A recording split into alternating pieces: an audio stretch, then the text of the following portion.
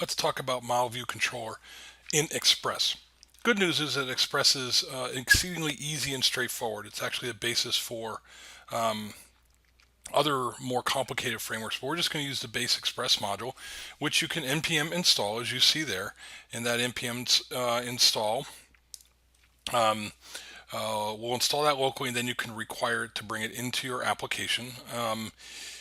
Once creating, I mean, look at the creation sequence, even this small amount of code up top, right?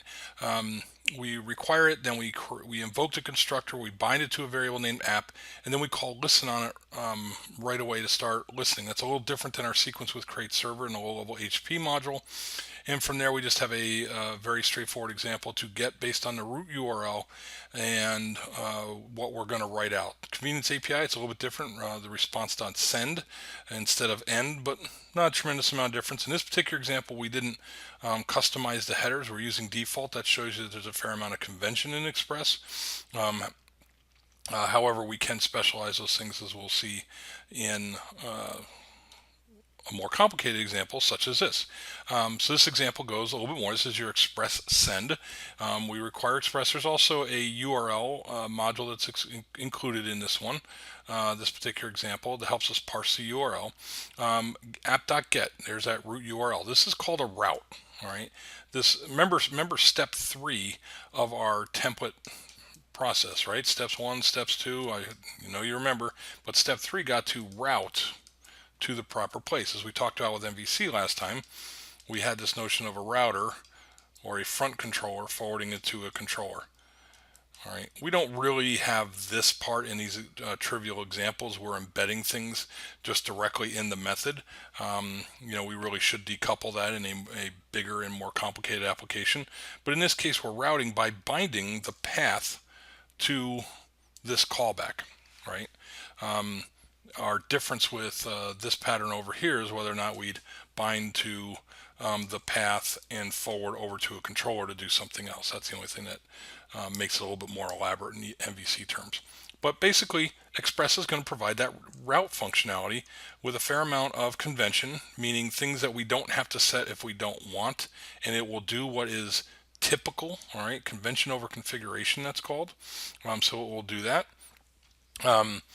Versus other things that we may want to customize. So in this particular example, again, we are even though it is 200, we are customizing it to be a status code of 200. We are setting the content type and the content length before we send the response.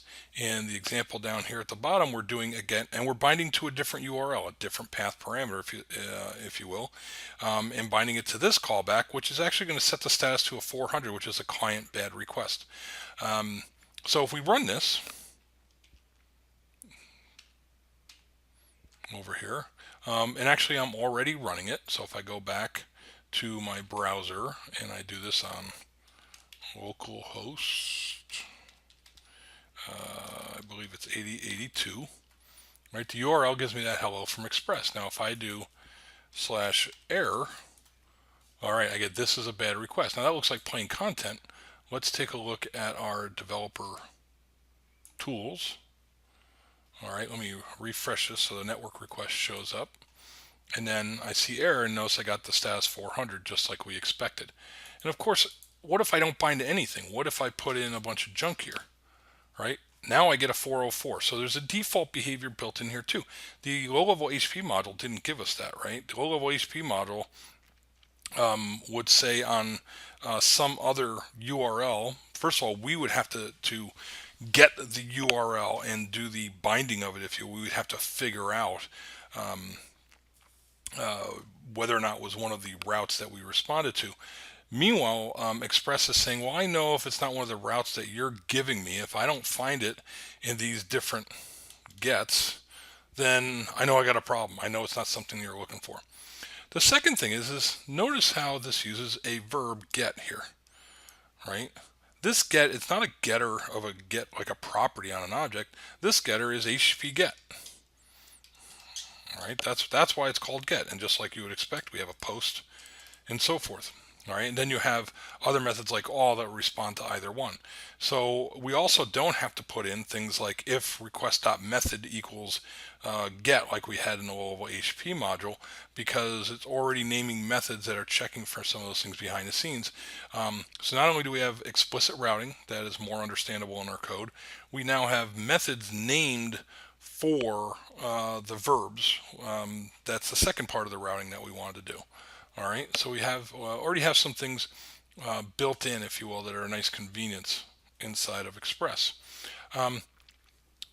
When we're doing this mapping of URLs and parameters and header infos and so forth, and we're doing it in this page-oriented way. So remember we had this, remember the diagram where we had the browser and the server going back and forth with that full page redraw. Remember, this is the browser level, this is the server level, and we said there's a full page redraw that goes on here. These page-oriented or action-oriented frameworks basically looked at each request for a page redraw to be done in response to some action that the user took. That's a little different than component-oriented frameworks. Component-oriented frameworks look at things almost like a desktop UI, and they take an event model. So if I had a desktop UI with some stuff on the screen and let's say an OK and cancel button, right, in a normal desktop UI, then each user action, I go in here and click the OK button and maybe I type some stuff in here. This is an event that goes back into the system that's dealt with some kind of listener on it, and we have those things in Node.js as well, by the way. But in terms of if this is running in the browser, right, that's where it's rendered. If it runs in the browser, that event is basically got to turn into something in the server. In an action-oriented one, this would be a form, and it would have to redraw the entire page. In a component-oriented one, this OK might generate an event which causes something in this box to change or something else to happen on the screen. You see that in desktop GUIs all the time, and now you see it on the web all the time. Now, these things would happen initially. Component-oriented frameworks would happen on the server side, and there were server-side technologies for that. But now that we have rich GUI libraries in HTML5 on the client side, component-oriented UIs where these events are local JavaScript running in the browser, not on the server, take care of a lot of these events in the routing for us. And we're going to talk about that. We're going to talk about that browser-based programming. We're going to talk about Ajax and the like for this. But again, in the server-side model, we're still stuck, if you will, in this model right now, which means each individual URL represents that action with a full page redraw expected. That kind of impacts the implementation of our MVC. We expect the MVC, the view part, to rewrite a whole page.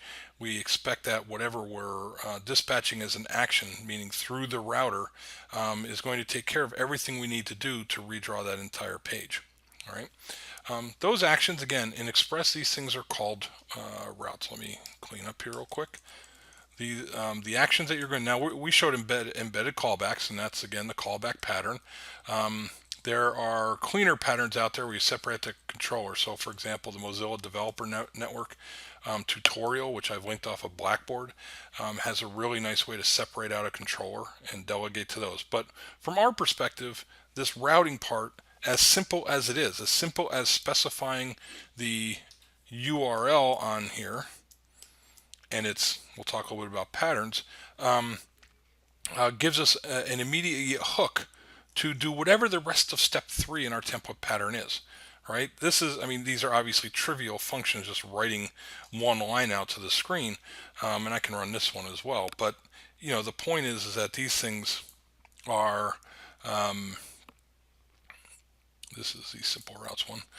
These things are open-ended, right? A single callback can be replaced by any arbitrarily complex body of code that you want that goes back into your model and does interesting things. Here we're just printing some stuff out directly to the screen, so we're kind of bypassing the M and V part. This is 8081, so let me run this. Let's get out of this one. Let's run Express simple routes and go back to 8081 in our browser. Right? Default was hello from Express. I can do pink. Now pink Well, I'm going to come back to pink for a second because there was something special about pink that probably didn't catch going that past. There's foo, if you want. We had user star, which means I could have done user slash anything I wanted, and I'm still going to get any verb for users. All right. Let's go back to what's a little bit different here. This is an example. There's our get again, right? We did an app.get of slash, and it says hello from Express. App.get of foo was the send of bar. Notice how we can specify multiple ones of these. And then we have an app.post. Now, when I executed pink and I got cannot do a get on it, right, that means, in fact, let me go back and do that. Let's repeat pink. Remember, when I type it into the address bar here, I'm issuing a get to the server, but instead I got a cannot get pink.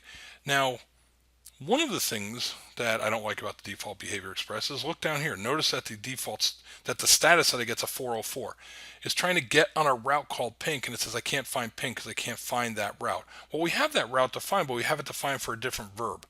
My preference would be to see a 405 returned in this case, but Express by default is returning a 404 instead.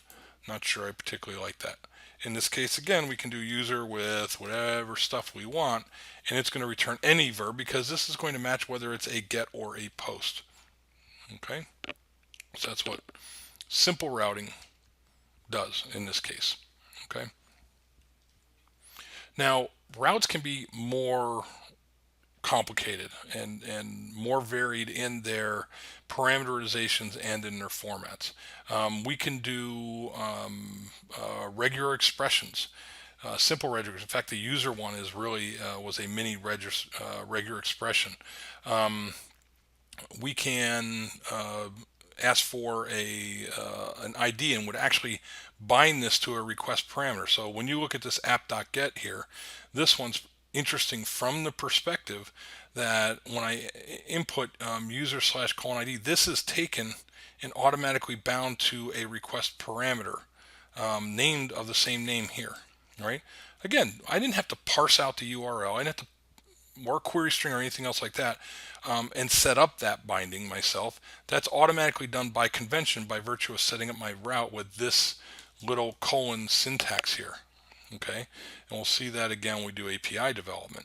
I can also get information about the parameter. Now notice here's a new method, app.param. This is actually a filter invoked before the app.get. So even if I list this one second before, it's actually going to be invoked first. It's what's called a filter, meaning when you go in and you're doing this into the route, and we said this is an incoming HTTP request, filters adorn like an interceptor pattern, which interceptor means I'm going to inject a little filter here that intercepts the call and does its part before turning around and forwarding the request on to the proper router.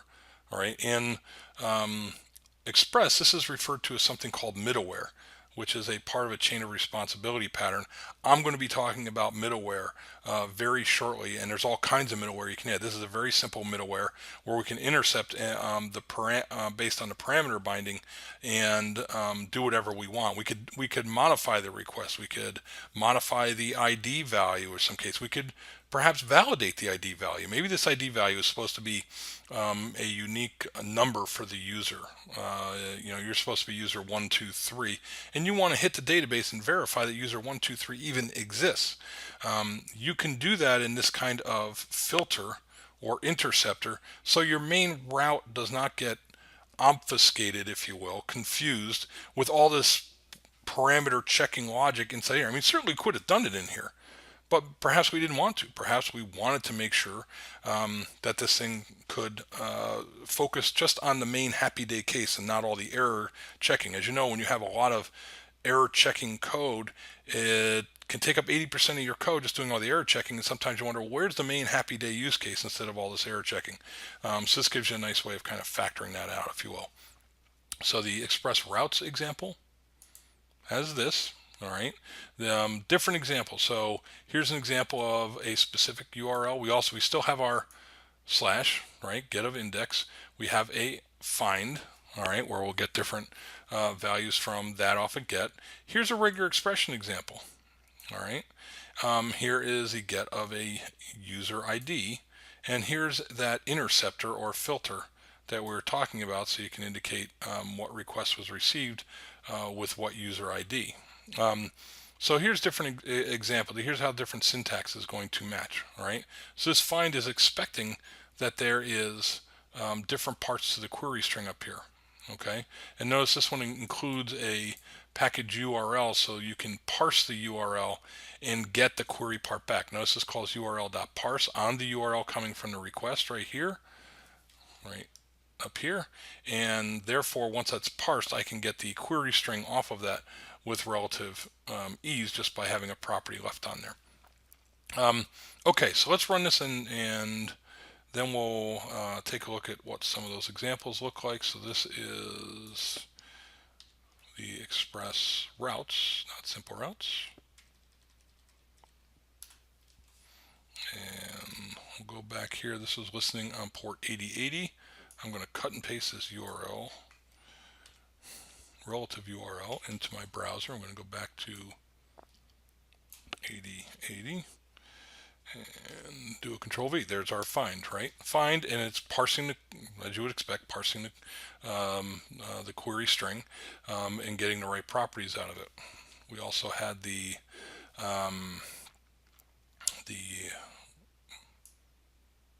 book chapter 1.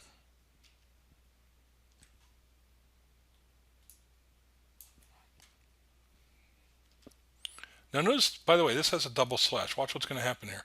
It actually says it can't get it. It read the whole URL even though I had the double slash in there. So I had a little typo. But now it goes forward and gets the 12.15 out of there as chapter 12, page 15, according to the logic of the application as well. We have that's it. By the way, that was the regular expression one, right? And again, regular expressions can be tricky to read. You got to brush up on them, but this is basically saying I've got two different request parameters in here, 0 and 1, based on how this regular expression was matched. And then I have this user one, so I can put in user with a particular number.